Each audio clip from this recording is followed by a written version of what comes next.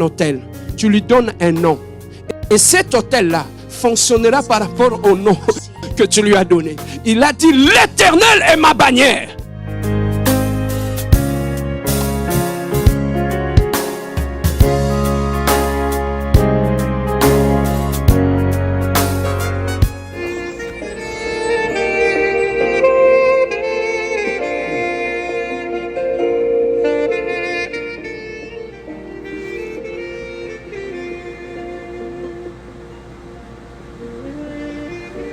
Shalom, bien-aimés dans le Seigneur. Vous êtes bel et bien sur votre mission, le son de la trompette, une émission qu'anime votre serviteur, le pasteur Serge Bia, le pasteur leader de l'église La Compassion Divine. Bien-aimés dans le Seigneur, aujourd'hui, Dieu nous a mis à cœur de partager ensemble un autre thème qui touche sur le combat spirituel. Aujourd'hui, nous allons parler sur la guerre spirituelle. Bien-aimés, comme vous le savez, lorsque tu deviens un enfant de Dieu et que tu donnes ta vie à Dieu et que tu invites Jésus-Christ dans ta vie comme ton Seigneur et ton Sauveur, bien-aimé, cette position que tu occupes comme enfant de Dieu aura de répercussions dans le règne spirituel, dans le monde spirituel, que ce soit dans ta vie, dans ton mariage et dans ta famille. Ça veut tout simplement dire que lorsque tu deviens un enfant de Dieu, la Bible nous dit, à tous ceux qui ont cru en lui, il leur a donné le pouvoir de devenir un enfant de Dieu. Bien-aimé, lorsque tu deviens un enfant de Dieu, c'est une identité. Devenir un enfant de Dieu, c'est une position. Et cette identité ou cette position aura des répercussions, que ce soit dans le monde matériel, visible, dans ton entourage, dans ton mariage, dans ta vie, et aura aussi des répercussions dans le règne spirituel au sein de ta vie, au sein de ta famille et au sein de la société. Et parmi les répercussions, ou les conséquences, bien-aimés dans le Seigneur, que cette prise de position entraîne dans la vie d'un être humain, ça veut dire que tu choisis un camp. Tu appartiens maintenant au camp de la lumière, au camp des enfants de Dieu, comme nous le savons sur la terre.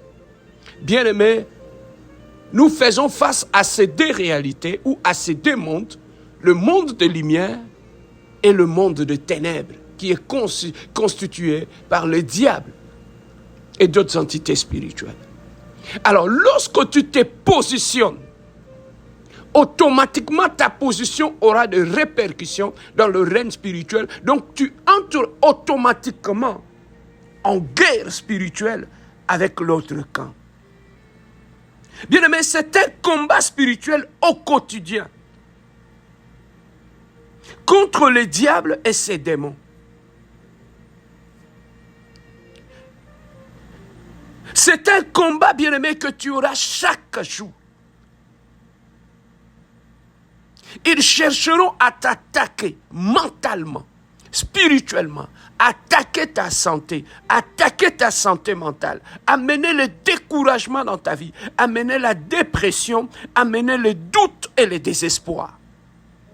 Donc, ils vont travailler sur ces éléments-là pour t'empêcher de vivre une vie chrétienne épanouie, pour que tu puisses te sentir bien en choisissant ces camps-là. Donc, ils te feront voir de toutes les couleurs, tout simplement parce que tu as choisi un camp, que ce soit dans ta famille. Il y a ceux qui appartiennent au camp du ténèbre, il y a ceux qui appartiennent au camp bien-aimé de la lumière. Automatiquement, lorsque tu choisis ton camp, même au sein de ta famille, il y aura des personnes qui s'élèveront contre toi. Ta femme peut s'élever contre toi. Ton mari peut s'élever contre toi. Lorsque spirituellement, vous n'appartenez pas au même camp. Vous pouvez être dans la même famille, mais ne pas spirituellement appartenir au même camp. Voilà pourquoi, bien-aimés dans le Seigneur, nous avons de batailles d'origine spirituelle dans nos familles, dans nos couples, dans nos églises, dans nos sociétés, et qui, par la suite, se manifestent, bien-aimés dans le Seigneur, sur le plan spirituel. Bien-aimés, au travers de ce bataille-là, le diable, chaque jour, cherchera à contrôler nos vies, à contrôler la façon que nous fonctionnons. Et bien-aimés dans le Seigneur, à chercher à ce que nous ne puissions pas faire avancer le royaume de Dieu. C'est une guerre, bien-aimés, invisible entre le bien et le mal, entre la lumière et les ténèbres, entre Dieu et Satan. Et bien-aimés, sachez-les que tu es en guerre. Chaque minute, chaque seconde, chaque jour, tu es en guerre. Tu te maries, ils entrent en guerre pour détruire ton mariage. Tu as des enfants, ils entreront en guerre pour détruire tes enfants. Bien-aimé, tu as un travail, ils entreront en guerre pour détruire ton travail. Parce que vous êtes en guerre et ils peuvent vous attaquer sur tout le plan de votre vie. Alors, comme nous savons que, bien-aimés, nous appartenons au camp de la lumière et que nous sommes en guerre contre le camp des ténèbres, la meilleure des choses à faire, c'est d'abord d'être prêt pour la bataille. Que devons-nous faire pour être prêts pour la bataille? Bien-aimés, beaucoup des enfants de Dieu ne savent pas tout simplement que nous sommes en guerre avec le monde des ténèbres. Mais nous sommes en guerre avec le monde spirituel démoniaque. Mais beaucoup des enfants de Dieu vivent comme si tout est beau, il n'y a pas de guerre, il n'y a rien.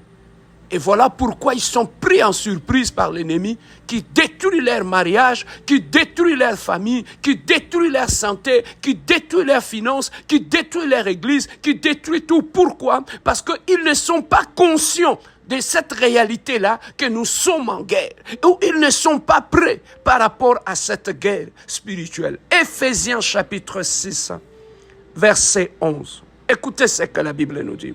Revêtez-vous de toutes les armes de Dieu afin de pouvoir tenir ferme contre le risque du diable. Donc, bien aimé, nous devons, la première des choses, selon l'esprit de ces versets, nous devons nous revêtir de l'armure et nous devons être prêts pour la bataille. Bien aimé, c'est la première de loi du succès dans tout ce qui touche les domaines spirituels. Être prêt et bien aimé, revêtir son armure.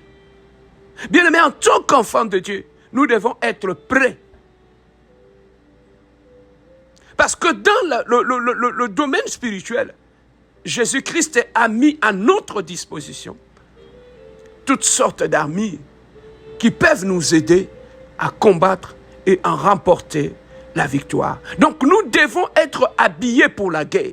Personne ne devait se rendre sur le champ de bataille sans son armure. Personne ne devait se rendre au combat sans être préparé. Il est donc de notre responsabilité, bien-aimés dans le Seigneur, de revêtir l'amour de Dieu chaque jour de notre vie. Le diable ne se bat pas dans une manière juste. Le diable, bien-aimé dans le Seigneur, il cherchera par de ruses, par toutes sortes de choses pour chercher à nous combattre et à nous détruire. Mais lorsque nous avons notre armure, tellement que la Bible nous le demande, nous recommande de porter notre armure chaque jour. Bien-aimés dans le Seigneur, nous devons utiliser aussi et savoir comment utiliser notre armure que nous avons pour la bataille. Mon frère, ma soeur, lorsque tu te maries, tu as ton mariage. Sachez que le diable n'aime pas les mariages. Voilà pourquoi quand tu rentres dans ton mariage, maman, ne croise pas les bras. Ne sois pas dans la distraction, papa. Lorsque tu te maries, lorsque tu commences à avoir des enfants, lorsque tu as ton travail, lorsque tu commences à avoir ton business, ne croise pas les bras parce que le monde de ténèbres cherchera à détruire l'œuvre de tes mains. Voilà pourquoi tu dois te revêtir de toutes sortes d'armures et bien aimé, être prêt au combat, être prêt à la bataille. Écoute ce que Paul nous dit dans le livre d'Éphésiens chapitre 6, versets 10 à 13. Au reste, fortifiez-vous devant le Seigneur et par sa force, toute puissance. Revêtez-vous de toutes les armes de Dieu afin de pouvoir tenir ferme contre le ruse du diable. Car nous n'avons pas à lutter contre la chair et les sang, mais contre les dominations, contre les autorités, contre le prince de ce monde de ténèbres, contre les esprits méchants dans les lieux célestes. 13. C'est pourquoi prenez toutes les armes de Dieu afin de pouvoir résister dans le mauvais jour et tenir ferme après avoir tout surmonté. Bien-aimés, ici Dieu nous dit de tenir ferme. De tenir ferme et de tenir ferme, bien-aimés, de rester ferme. Pas en vivant, bien-aimés, dans le Seigneur, par notre propre détermination ou nos pensées positives ou même notre autodiscipline. Bien-aimés dans le Seigneur, l'autodiscipline, lorsque même tu te dis, voilà comment je vais me discipliner pour que je puisse faire face à l'ennemi, ça ne marchera pas. Lorsque tu passes le temps, bien-aimé, à écouter toutes les pensées positives, tu crois que ça t'aidera à faire face à l'ennemi, ça ne marchera pas. Même tes diplômes, le diable n'a pas peur ni de tes diplômes, ni de ta beauté, ni de ton argent. Il n'a rien à foutre avec tout ça. Mais bien aimé dans le Seigneur, bien que toutes ces choses soient bonnes, mais elles ne sont pas assez fortes pour vaincre un ennemi qui nous combat au quotidien. Alors, au lieu de cela, nous devons être forts dans le Seigneur Jésus-Christ, dans sa puissance. Nous pouvons tout faire par celui qui nous fortifie. Celui qui est en nous est plus fort que celui qui est dans le monde. Nous devons rester fermes en revêtant chaque pièce d'armure de Dieu pour résister contre l'ennemi qui nous cherche à nous détruire chaque jour, bien-aimés dans le Seigneur. Lorsque je prends Éphésiens chapitre 6, 14 à 17, la Bible me dit, tenez donc ferme, ayez à vos reins la vérité pour sentir, revêtez la cuirasse de la justice, mettez pour chaussure à vos pieds les ailes que donne l'évangile de paix. Prenez par-dessus tout cela le bouclier de la foi avec lequel vous pourrez éteindre toutes les traits enflammés du malin. Prenez aussi le casque du salut et l'épée de l'esprit qui est la parole de Dieu. La première des choses qu'un centurion romain mettait, bien aimé, c'était d'abord la ceinture. Éphésiens chapitre 6 verset 14 nous dit, tenez donc ferme et à vos reins la vérité pour sentir. Ici, Paul nous donne une analogie. Il dit que ce que nous devons porter en tant que chrétiens, nous devons d'abord porter une ceinture. C'est la ceinture de la vérité. Qu'est-ce que représente au fait la ceinture de la vérité? La ceinture de la vérité représente l'intégrité. L'intégrité est le fondement d'être un guerrier spirituel. Si nos vies chrétiennes ne sont pas fondées sur la vérité de l'intégrité, elles vont s'effondrer, elles seront fausses. Nous devons donc, nous avons besoin d'intégrité sur le plan moral, relationnel, financier et bien sûr sur le plan sexuel dans nos vies. Nous avons besoin d'intégrité dans tout le domaine de notre vie. Dieu a accordé une grande valeur à l'intégrité, bien-aimé, dans le Seigneur. Tu ne peux pas combattre le diable avec tout ce qui est du diable en toi. Tu ne peux pas combattre le diable sans être, bien-aimé, dans l'intégrité. Parce que le diable, celui-là même, notre accusateur auprès de notre Dieu. Souvenez-vous, celui qui est allé parler de Job à Dieu, c'était le diable. Bien-aimé, l'intégrité, Jésus-Christ dit lui-même dans sa parole. Dans celui qui vient là, il n'y a rien de lui en moi. Bien-aimé, tu ne peux pas combattre le diable lorsque la colère du diable est en toi. Tu ne peux pas combattre le diable lorsque là, tu vis dans la haine. Tu ne pardonnes personne. Toi, quand tu prends la décision, ça reste comme ça. Bien-aimé, tu ne combattras jamais le diable avec ça et avoir la victoire. Voilà pourquoi, malgré que tu pries, tu chasses les démons. Mais bien-aimé, ces démons-là ne partent pas. Il n'y a que des légions et des légions qui s'entassent en toi. Pourquoi? Parce qu'il y a encore ce que tu as de l'ennemi en toi constitue des portes d'entrée ou donne le pouvoir légal à l'ennemi de rester dans ta vie et d'opérer dans ta vie. Qu'est-ce qui appartient au diable que tu gardes dans ta vie? Regarde ta colère. Lorsque tu te fâches, personne ne te calme. La colère que tu as, tu penses que derrière cette colère-là, c'est une colère normale. Non. Une femme, un homme ne peut pas avoir une telle colère. Ne peut pas vivre dans la haine comme ça. Tu vis dans la haine. Tu peux rester 1 mois, 1 année, 6 mois sans adresser la parole à quelqu'un. Comment tu peux vaincre le diable avec ça? Tu vas chasser les démons à l'église, tu passes de délivrance. Mais lorsque tu vis avec ton copain, ta copine dans l'impudicité, vous couchez ensemble, bien aimé, quelle est la prière que tu feras qui peut vaincre l'ennemi? Il va se moquer de toi parce que tu es un impudique, parce que tu es un adultère, tu trompes ton mari, tu trompes ta femme.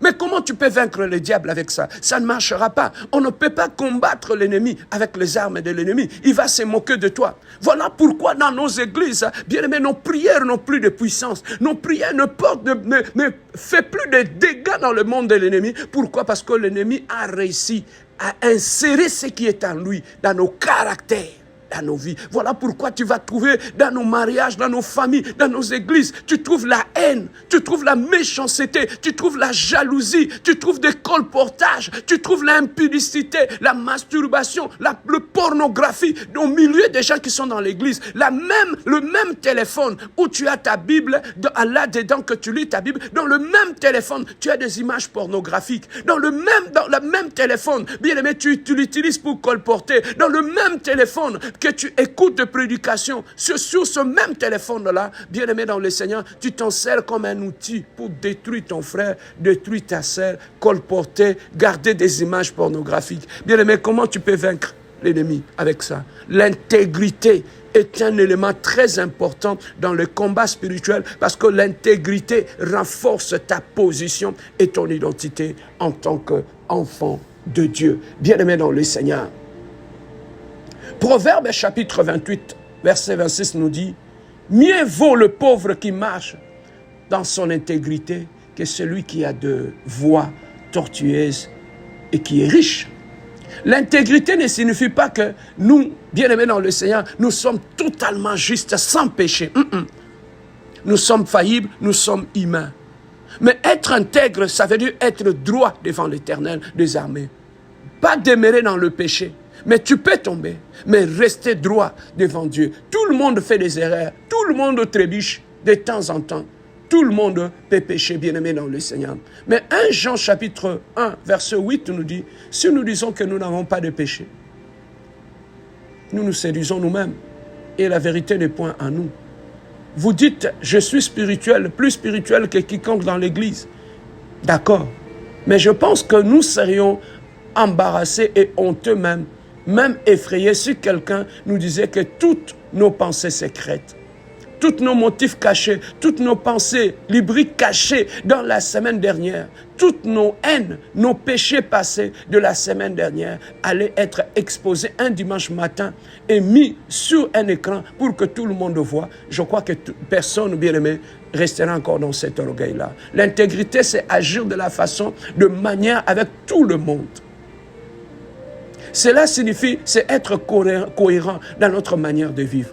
Nous n'agissons pas d'une manière au travail et d'une autre manière à l'église. Nous n'agissons pas d'une manière à la maison et d'une autre manière parmi nos amis. L'intégrité signifie que nous sommes le même partout où nous allons. Que nous ne faisons pas semblant, peu importe avec qui nous sommes, nos paroles, nos actions sont les mêmes. Matthieu chapitre 6, verset 4 nous dit « Afin que tous nos mondes s'effacent en secret, ton Père qui voit dans le secret te le rendra. » Rien, il n'y a aucun secret devant notre Dieu. Rien n'est jamais une surprise pour lui. Cela nous dérange-t-il de savoir que nous ne pouvons rien cacher à Dieu? Cela me dérange parfois. J'ai des pensées et des sentiments secrets que je voulais cacher à Dieu. Et vous aussi. Mais Dieu dit qu'il sait tout, qu'il voit tout et qu'il connaît tout, mon frère, ma soeur. Donc tu n'as rien à cacher à Dieu. Il connaît même tes intentions, même tes pensées. Il sait ce que nous allons penser avant que nous le pensions même. Beaucoup de gens pensent qu'ils peuvent tromper Dieu comme si Dieu était naïf et inconscient. Et ce qu'ils ont fait, non, Dieu le sait. Vous pouvez vous tromper vous-même. Vous pouvez tromper votre femme, votre enfant, votre patron, votre pasteur, mais vous ne pouvez pas tromper Dieu, mon frère, ma soeur. Voilà pourquoi marchons droit, soyons intègres devant l'Éternel des armées, et cela nous donnera une force dans le combat spirituel. Bien-aimés dans le Seigneur. Hébreux chapitre 4, verset 13 nous dit « Nulle créature n'est cachée devant lui, mais tout ce qui est ni est à découvert aux yeux de celui à qui nous devons rendre des comptes. » Permettez-moi, bien-aimés, de nous poser une question, par exemple, personnelle. Comment sommes-nous quand personne ne nous regarde? Que faisons-nous lorsque nous sommes tentés de faire quelque chose de mal et que nous savons que nous ne le serons pas découverts? Quels sont les péchés cachés qui encombrent notre vie? Le contraire de l'intégrité est de connaître la vérité et de ne pas le faire. Cela s'appelle l'hypocrisie. Et elle porte un masque. Donc l'intégrité est le contraire de l'hypocrisie. Ce qui signifie que nous sommes exactement ce que nous semblons être. L'intégrité, c'est connaître la vérité. Mais c'est plus que la connaissance de la vérité, c'est faire la vérité. C'est ce qui nous donne la stabilité. L'intégrité nous maintient ensemble au milieu dans le moment difficile. L'intégrité, bien-aimé, est un élément important dans le domaine spirituel, dans le domaine de la prière. Bien-aimé, la prière d'une personne qui est intègre est efficace. Donc, tes prières peuvent, bien-aimé dans le Seigneur, s'affaiblir tout simplement par manque d'intégrité dans ta conduite, dans ta vie. Bien-aimé, l'intégrité nous donne ces 4 choses. 1. La protection ou la libération de la paix. Psaume 25, verset 21. Que l'intégrité et la droiture me protègent quand je me mets en toi, mon espérance. Bien-aimé, la deuxième des choses, l'intégrité nous apporte, au-delà de la protection, l'intégrité nous apporte la sécurité ou une plus grande confiance en Dieu. Proverbe 19 nous dit, celui qui marche dans l'intégrité marche avec assurance, mais celui qui prend de voies tortueuses sera découvert. La troisième des choses que l'intégrité nous apporte, ça veut dire le conseil ou la capacité de prendre de meilleures décisions.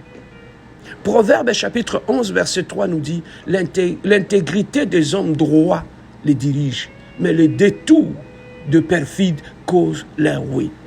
Donc nous comprenons, bien aimés, que l'intégrité peut nous aider lorsque tu es intègre, lorsque tu es droit, lorsque tu ne penses pas en mal des gens, lorsque tu ne penses pas à faire du mal aux gens, lorsque dans ton esprit, dans tes pensées, il n'y a pas de pensée pervers, tu ne passes pas ton temps à penser du mal aux gens, parce qu'il y a des gens, physiquement, ils ne vont pas dans des boîtes de nuit, ils ne font pas de péchés. Mais lorsque tu essaies d'ouvrir leur cerveau, tu regardes leurs pensées, bien aimés, ils sont plus que les gens qui vont dans des boîtes de nuit. Pourquoi? Parce qu'ils sont pervers au niveau de leurs pensées. Ils ne voient que du mal. Ils ne gardent que du mal dans la vie des gens, bien-aimés dans le Seigneur. Et la quatrième des choses que l'intégrité peut nous apporter, ça veut dire une vie d'intégrité nous libère pour être forts en Christ. Nous sommes libérés de la culpabilité, de la construction de mensonges et du fait de ne pas être cru par les autres. Bien-aimés, l'intégrité peut faire en sorte que tu sois vrai. Au lieu d'être gentil, moi je te dirais aujourd'hui, sois vrai.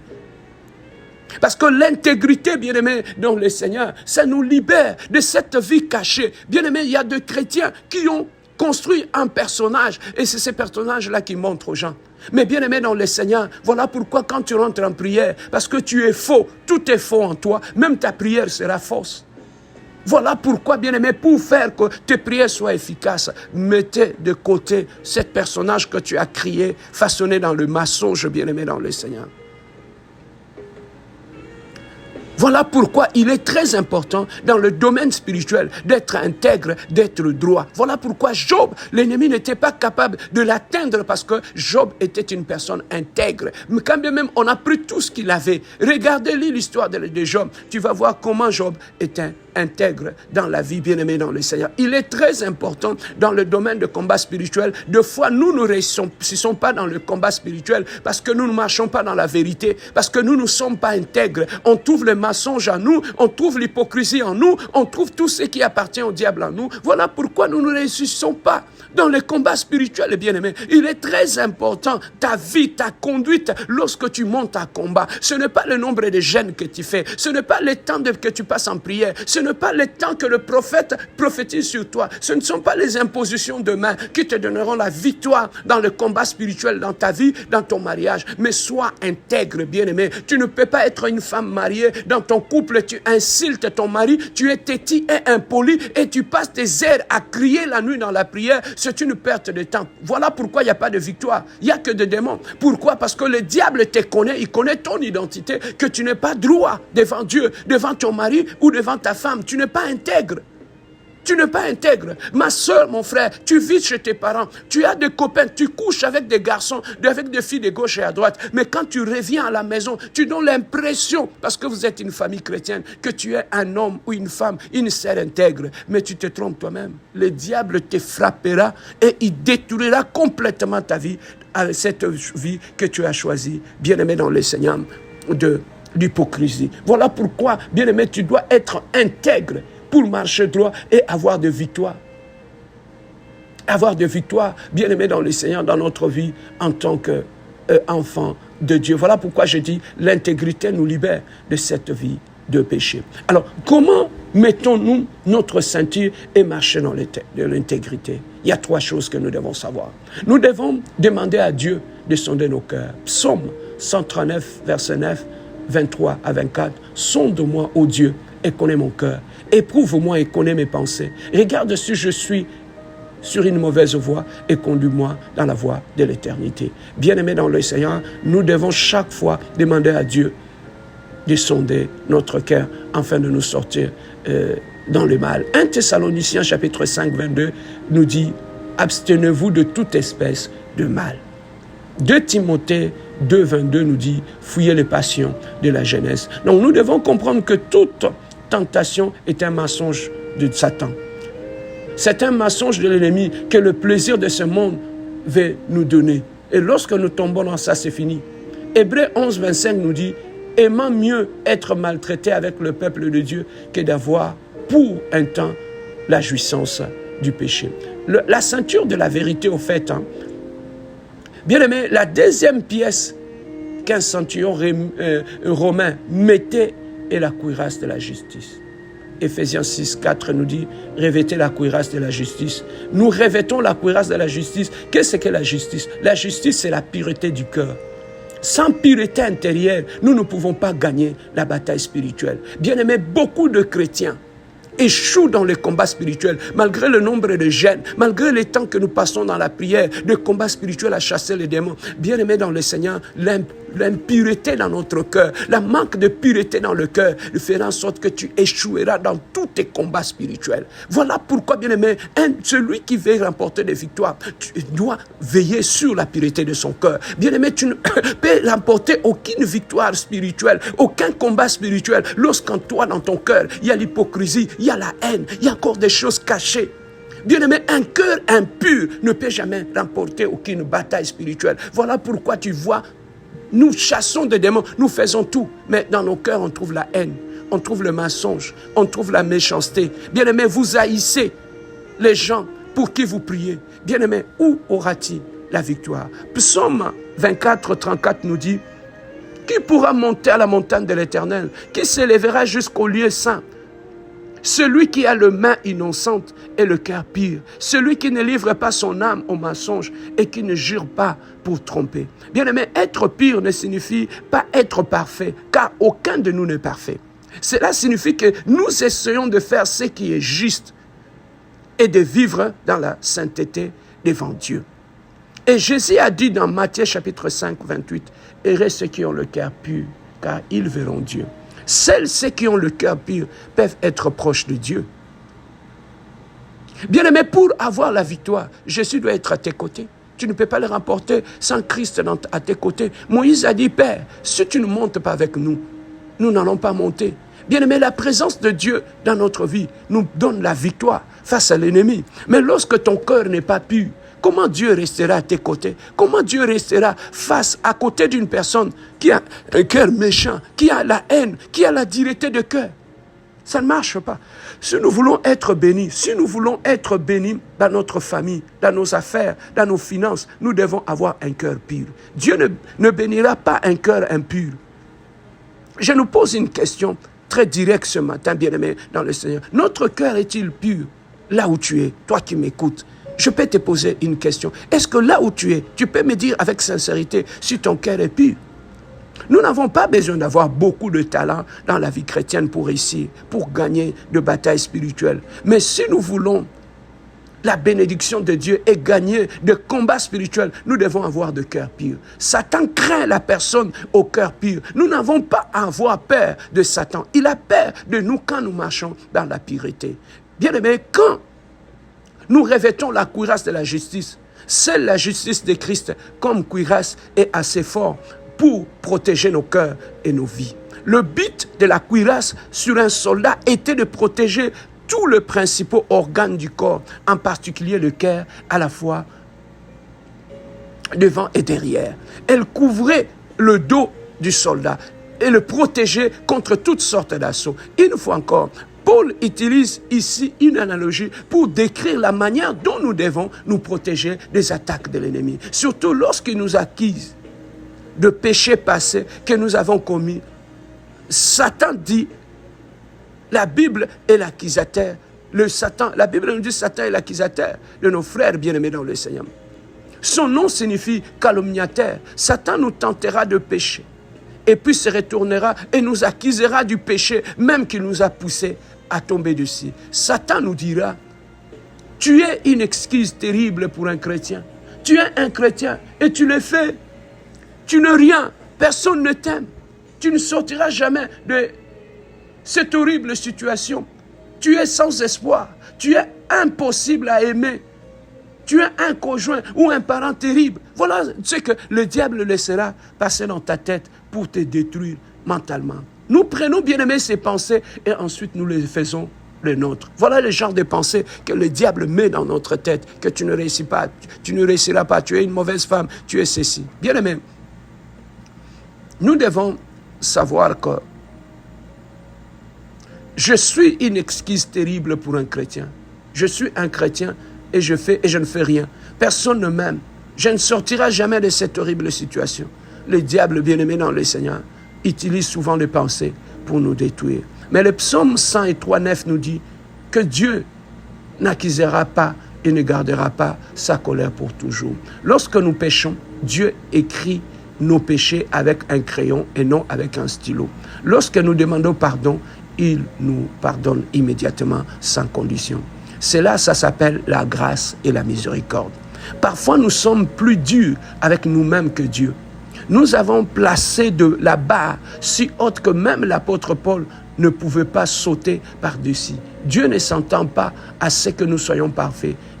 Il attend seulement que nous recherchons la sainteté. Romains chapitre 8 verset 1 nous dit, il n'y a donc maintenant aucune condamnation pour ceux qui sont en Jésus. Les tentatives de Satan d'utiliser notre passé pour nous attaquer ne réussiront pas à endommager notre cœur si nous avons été revêtus de la justice du Christ. En Christ, nos péchés passés sont pardonnés et disparaissent et ils ne sont plus retenus contre nous. Psaume 103, 12 nous dit, autant l'Orient est éloigné de l'Occident, autant est éloigné, bien-aimé dans le Seigneur, nos transgressions. La cuirasse de la justice nous protège également d'une attaque frontale de l'ennemi. Nous vivons, bien-aimés, une attaque directe chaque fois que nous avons la tentation de voir une pensée lubrique. Chaque fois que nous avons la tentation de faire quelque chose qui n'est pas correct. Chaque fois que nous avons la tentation de dire quelque chose de méchant et de blessant, bien-aimé, ou de commérage. Chaque fois que nous avons la tentation de penser que nous sommes justes un peu meilleur que la plupart des gens que nous connaissons. Chaque fois que nous avons la tentation de chercher l'approbation des hommes plutôt que l'approbation de Dieu, bien-aimés dans le Seigneur, nous vivons une attaque directe chaque fois que nous avons la tentation de chercher ce que nous n'avons pas eu, au lieu de nous contenter de ce que nous avons. Bien-aimés dans le Seigneur. Au-delà, bien-aimés, de cela, nous avons aussi la troisième des choses que les soldats mettaient, c'était les chaussures.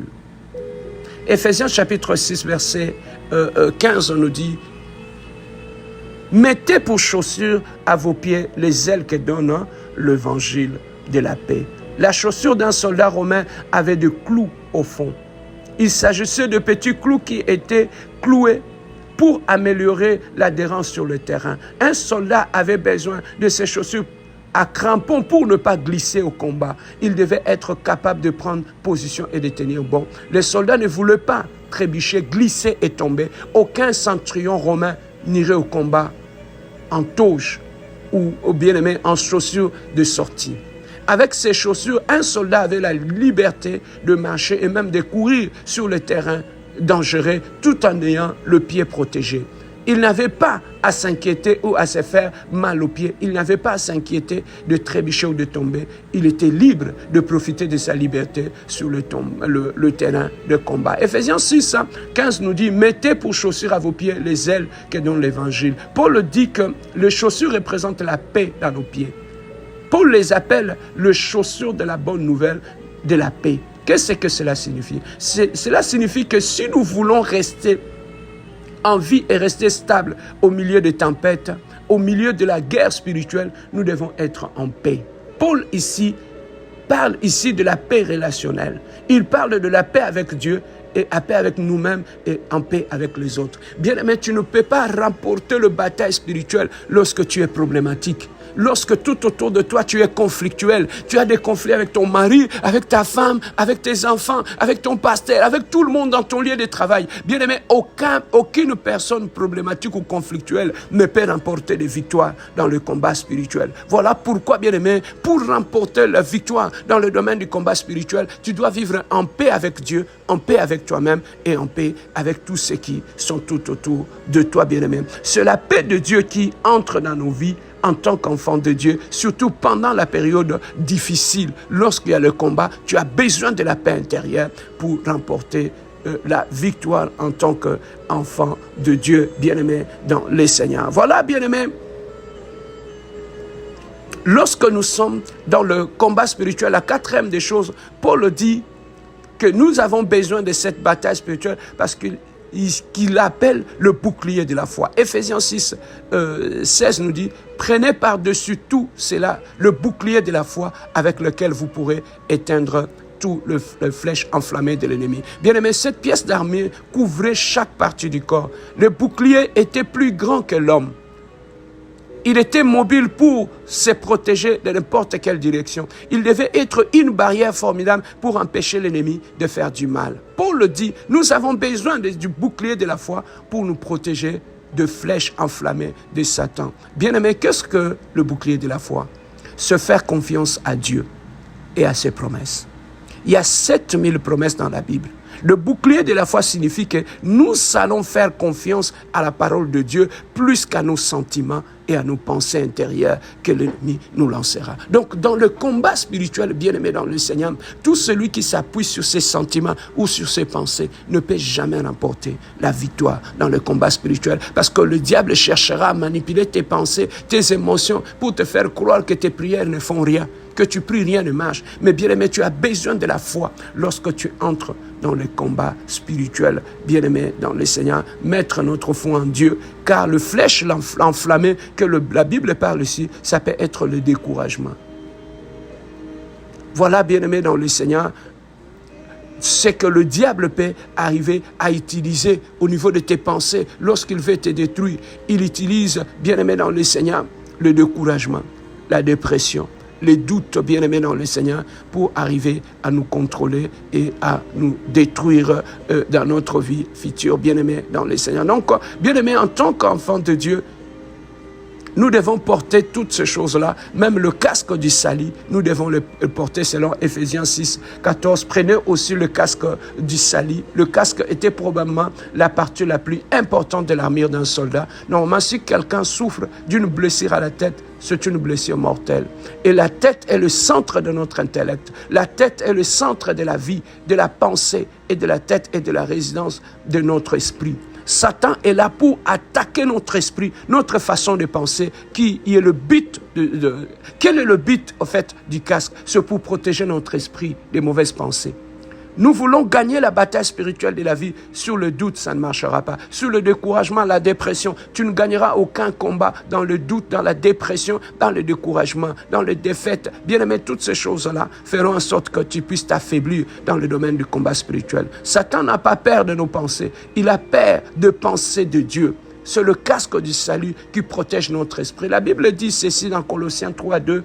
Affectionnez-vous aux choses d'en haut et non à celles qui sont sur la terre. Cela signifie que le Satan lance une flèche de tout dans notre esprit en nous disant « Je vais croire à ça, je le casque du salut. Au lieu de cela, je vais penser ceci. » Donc, bien aimé dans le Seigneur, tes pensées seront contrôlées, tes pensées seront orientées par la parole de Dieu. Et enfin, nous parlons de l'esprit de l'esprit, Ephésiens chapitre 6, 17, le paix de l'esprit qui est la parole de Dieu. Une paix est si importante parce que c'est une arme offensive. Toutes les autres pièces de l'armure sont définitivement, mais de l'épée est plus une arme offensive. C'est la pièce d'armure où nous attaquons le Satan et le royaume des ténèbres, pas seulement attendre que Satan nous attaque. Nous prenons le contrôle du territoire. Nous agrandissons le royaume de Dieu sur notre territoire. Nous prions la prière de Jaébet en 1 Chronique chapitre 4 verset 10. Si tu me bénis et que tu étends mes limites, si ta main est avec moi, si tu me préserves du mal en sorte que je ne sois pas dans la souffrance, et Dieu l'accorda ce qu'il avait demandé. C'est le paix de l'esprit ou la parole de Dieu. Nous devons lire la parole de Dieu chaque jour de notre vie. Nous devons lire la parole de Dieu non seulement pour nous informer, mais aussi pour nous transformer. Une chose de connaître la Bible, mais ça n'est une autre d'apprendre à l'utiliser contre Satan. Nous venons à l'église peut-être depuis des années, soit 2 ans, soit 10 ans. Nous avons besoin d'entendre parler de la Bible, mais nous ne savons pas comment utiliser la Bible contre Satan. La Bible, c'est notre épée, mon frère, ma soeur.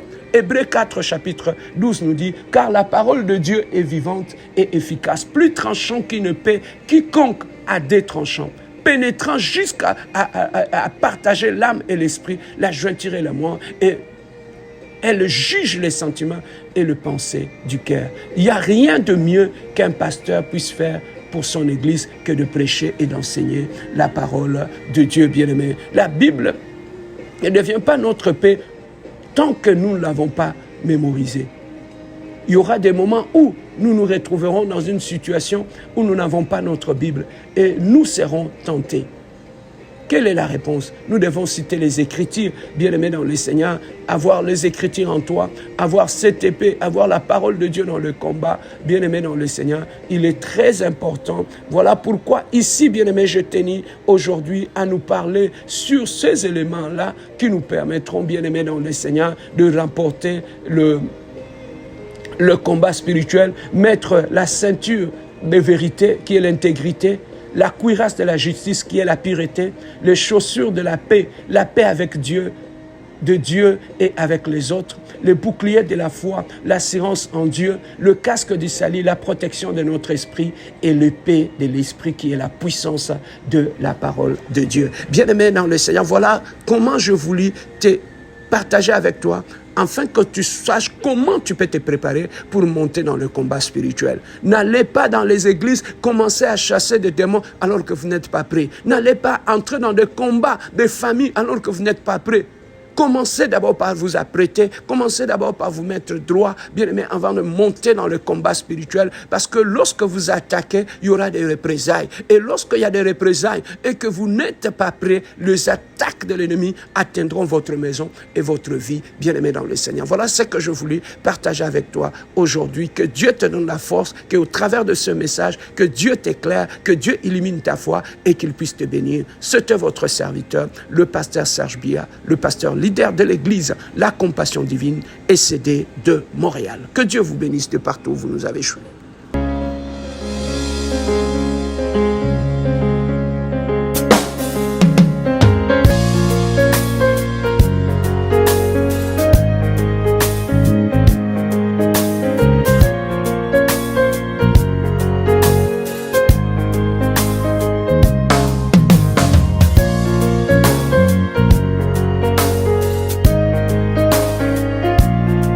Hôtel, tu lui donnes un nom et cet hôtel-là fonctionnera par rapport au nom que tu lui as donné.